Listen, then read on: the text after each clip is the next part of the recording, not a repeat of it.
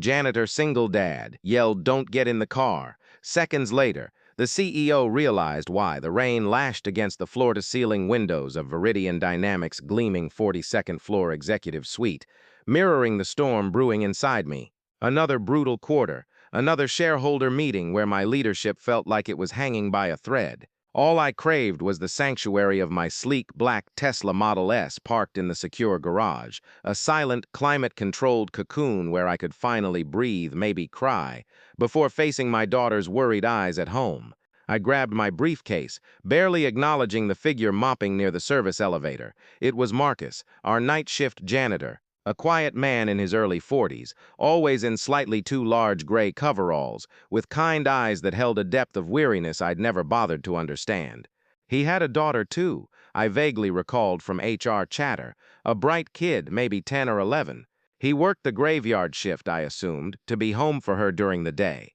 We existed in parallel universes, mine of boardrooms and billion-dollar decisions, his of disinfectant and dust bins. Our interactions were limited to curt nods or the occasional "thanks, Marcus" when he held a door. Tonight, he was meticulously wiping a spill near the freight elevator bank, probably from the catering crew clearing out after the disastrous strategy session. I barely registered him as I strode towards the private executive elevator, my heels clicking a sharp, impatient rhythm on the polished marble. The weight of the day pressed down, making my shoulders ache. Just get to the car.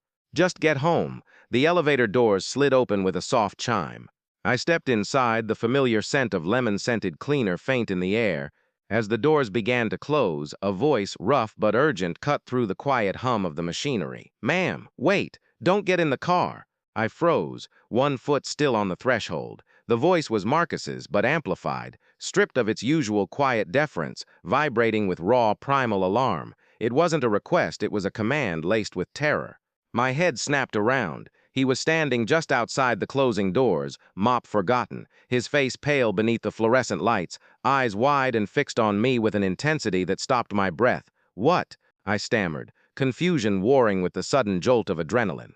"Marcus, what are you talking about?" "Your car, ma'am," he insisted, his voice cracking slightly but holding firm. "Don't get in, please. Just wait." He took a hesitant step closer, his hands slightly raised, palms out, as if trying to physically hold me back.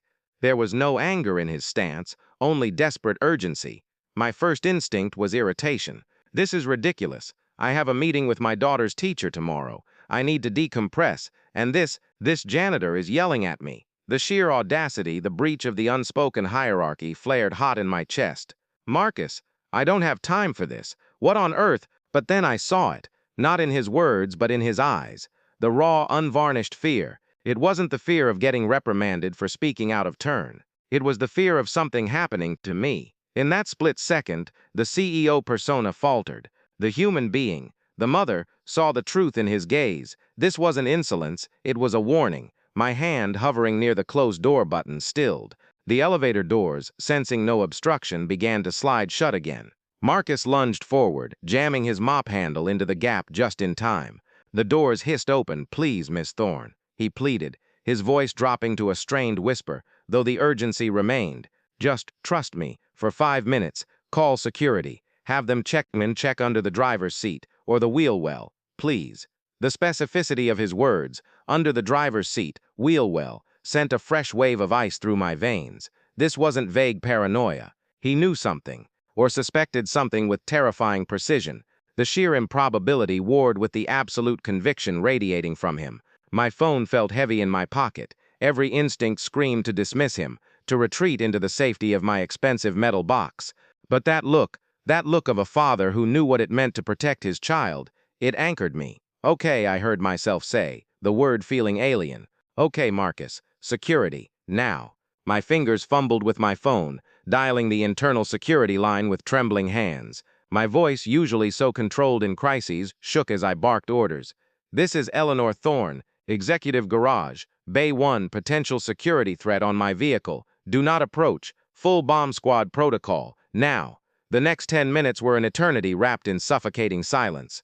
Marcus stood rigidly by the elevator, his mop handle still propped against the door, his eyes scanning the empty corridor as if expecting an attacker to materialize.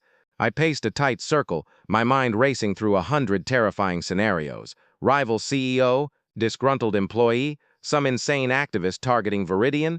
The rain outside seemed to mock the chaos inside my head. I kept glancing at Marcus. He didn't look at me, didn't offer platitudes. He just stood guard, a silent, stoic sentinel in his worn coveralls. Then, the sirens. Distant at first, then screaming closer, shattering the rainy night. Red and blue lights strobed through the high windows, painting the sterile lobby in frantic pulses. Heavy boots echoed on the marble as the building's head of security, flanked by two grim-faced officers, and followed moments later by the city's bomb squad in full tactical gear, rushed towards us. Marcus finally moved, stepping back respectfully but keeping his eyes fixed on the security chief. "Sir," he said, his voice regaining a measure of its usual quietness, though still tight with tension. It might be under the driver's side wheel well, or taped to the frame near the gas tank." He pointed vaguely towards the garage entrance. The bomb squad leader, a woman with a face like weathered granite, gave Marcus a sharp, assessing look. "You see something, son?"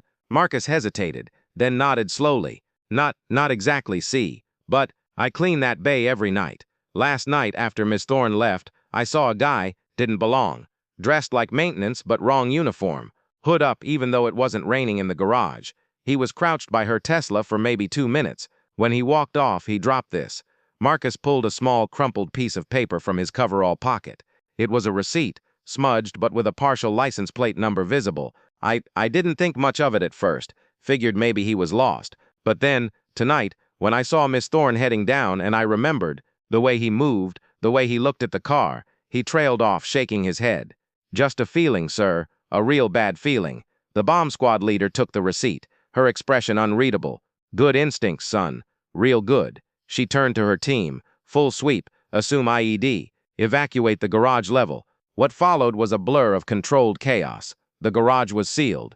My Tesla, my symbol of success and control, was cordoned off like a crime scene.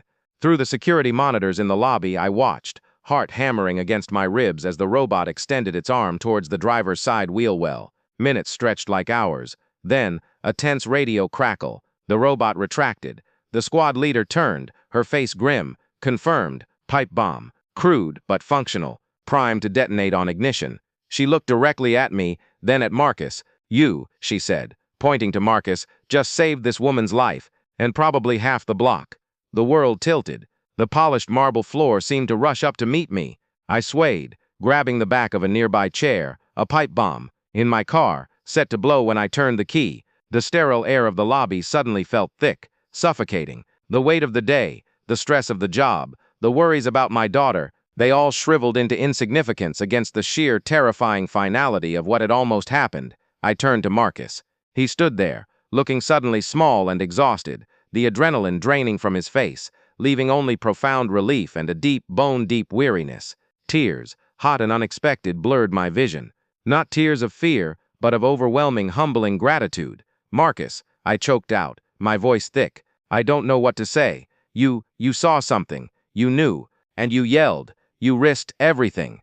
I thought of his daughter. What if he'd been wrong? What if I'd reported him for harassment? His job, his ability to care for his child, gone. All because he trusted a gut feeling.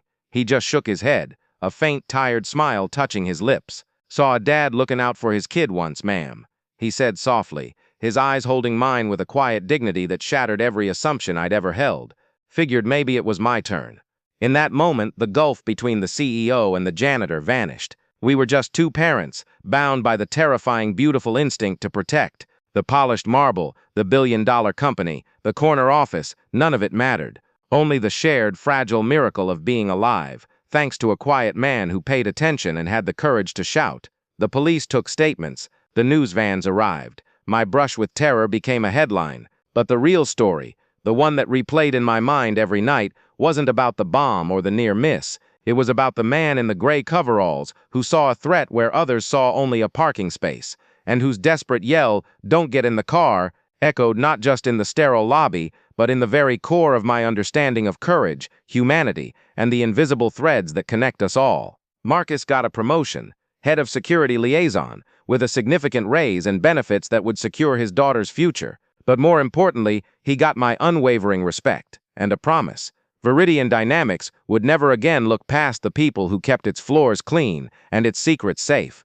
Because sometimes the quietest voices deliver the loudest warnings, and the most ordinary heroes wear coveralls, not capes. And seconds, just seconds, can be the difference between a headline and a heart still beating. Thanks for watching. Please don't forget to like, share, comment, and subscribe to ECA Storytales for more interesting stories.